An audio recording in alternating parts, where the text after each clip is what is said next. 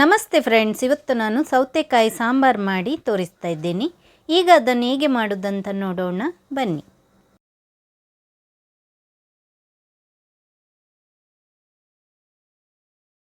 ಸ್ವಲ್ಪ ಎಣ್ಣೆ ಹಾಕ್ಕೊಳ್ತಾ ಇದ್ದೀನಿ. ಈಗ ಅದಕ್ಕೆ 6ರಿಂದ 7 ಬ್ಯಾಡಗಿ ಮೆಣಸು, 1 ಟೇಬಲ್ ಸ್ಪೂನ್ನಷ್ಟು ಧನಿಯಾ, ಜೀರಿಗೆ 1/4 ಟೀ ಸ್ಪೂನು, ಮೆಂತೆ 1/4 ಟೀ ಸ್ಪೂನು, ಕಡಲೆಬೇಳೆ 1 ಟೇಬಲ್ ಸ್ಪೂನು, ಉದ್ದಿನಬೇಳೆ 1 ಟೇಬಲ್ ಸ್ಪೂನು, ಈರುಳ್ಳಿ 1 ಸಣ್ಣ ತಗೊಂಡಿದ್ದೀನಿ, ಬೆಳ್ಳುಳ್ಳಿ 2 ಎಸಳು ಹಾಕ್ಕೊಳ್ತಾ ಇದ್ದೀನಿ. ಈಗ ಇದನ್ನು ಚೆನ್ನಾಗಿ ಸ್ವಲ್ಪ ಹೊತ್ತು ಹುರ್ಕೊಳ್ಬೇಕು.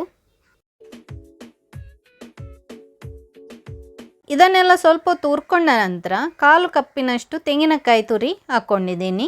ಈಗ ಅದನ್ನು ಕೂಡ ಸ್ವಲ್ಪ ಹೊತ್ತು ಹುರ್ಕೊಂಡ್ರೆ ಆಯಿತು.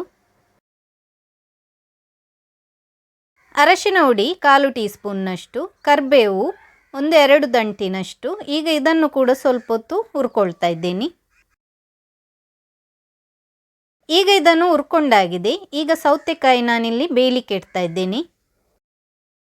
ನಾನಿಲ್ಲಿ ಮಂಗಳೂರು ಸೌತೆಕಾಯಿ ತಗೊಂಡಿದ್ದೀನಿ. ಈಗ ಅದಕ್ಕೆ ನೀರು ಎಷ್ಟು ಬೇಕಂತ ನೋಡ್ಕೊಂಡು ಹಾಕ್ತಾ ಇದ್ದೀನಿ. 1 ಟೊಮೆಟೊ, 1 ಈರುಳ್ಳಿ. ಈಗ ಇದನ್ನು ಲಿಡ್ ಮುಚ್ಚಿ ಬೇಯಲಿಕ್ಕೆ ಬಿಡೋಣ.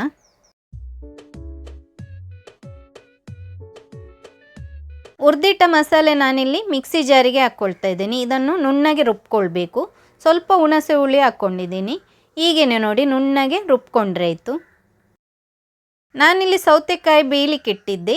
ಈಗ ಅದು ಬೆಂದಿದೆ. ಬೆಂದ ನಂತರ ನಾನಿಲ್ಲಿ ಮಸಾಲೆ ಹಾಕ್ಕೊಳ್ತಾ ಇದ್ದೀನಿ.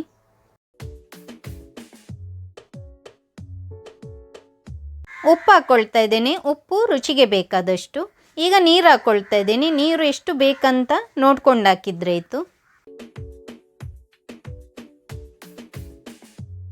ಇನ್ನು ಇದನ್ನು ಚೆನ್ನಾಗಿ ಮಿಕ್ಸ್ ಮಾಡಿಕೊಂಡು ಕುದಿಲಿಕ್ಕೆ ಬಿಡೋಣ. ನೀರು ಹಾಕ್ಕೊಳ್ಳುವಾಗ ನಿಮಗೆ ಎಷ್ಟು ದಪ್ಪ ಬೇಕಂತ ನೋಡ್ಕೊಂಡು ಹಾಕಿದ್ರೆ ಆಯಿತು. ಸಣ್ಣ ತುಂಡು ನಾನಿಲ್ಲಿ ಬೆಲ್ಲ ಹಾಕ್ಕೊಂಡಿದ್ದೀನಿ. ಇನ್ನು ಲಿಡ್ ಮುಚ್ಚಿ ಕುದಿಲಿಕ್ಕೆ ಬಿಡೋಣ. ಸೌತೆಕಾಯಿ ಸಾಂಬಾರು ಕುದಿ ಬಂದಿದೆ. ಈಗ ಇದಕ್ಕೆ ಒಗ್ಗರಣೆ ಹಾಕ್ತಾ ಇದ್ದೀನಿ. ಒಗ್ಗರಣೆಗೆ ನಾನಿಲ್ಲಿ ತೆಂಗಿನೆಣ್ಣೆ ಹಾಕ್ಕೊಳ್ತಾ ಇದ್ದೀನಿ. ತೆಂಗಿನೆಣ್ಣೆ ಸ್ವಲ್ಪ ಬಿಸಿ ಆದ ನಂತರ ಜಜ್ಜಿದ ಬೆಳ್ಳುಳ್ಳಿ ಹಾಕ್ಕೊಳ್ತಾ ಇದ್ದೀನಿ. ಬೆಳ್ಳುಳ್ಳಿ ಸ್ವಲ್ಪ ಕಲರ್ ಚೇಂಜ್ ಆದ ನಂತರ ಸಾಸಿವೆ 1/2 ಟೀ ಸ್ಪೂನ್ನಷ್ಟು ಹಾಕ್ಕೊಂಡಿದ್ದೀನಿ. ಈಗ ಒಗ್ಗರಣೆ ರೆಡಿಯಾಗಿದೆ. ನಿಮಗೆ ಈ ರೆಸಿಪಿ ಇಷ್ಟ ಆಗಿದ್ದರೆ ಲೈಕ್ ಮಾಡಿ, ಶೇರ್ ಮಾಡಿ, ಕಮೆಂಟ್ ಮಾಡಿ. ಹಾಗೆಯೇ ನನ್ನ ಚಾನಲನ್ನು ಸಬ್ಸ್ಕ್ರೈಬ್ ಮಾಡದಿದ್ದರೆ ಸಬ್ಸ್ಕ್ರೈಬ್ ಮಾಡಲು ಮರೆಯದಿರಿ. Thank you.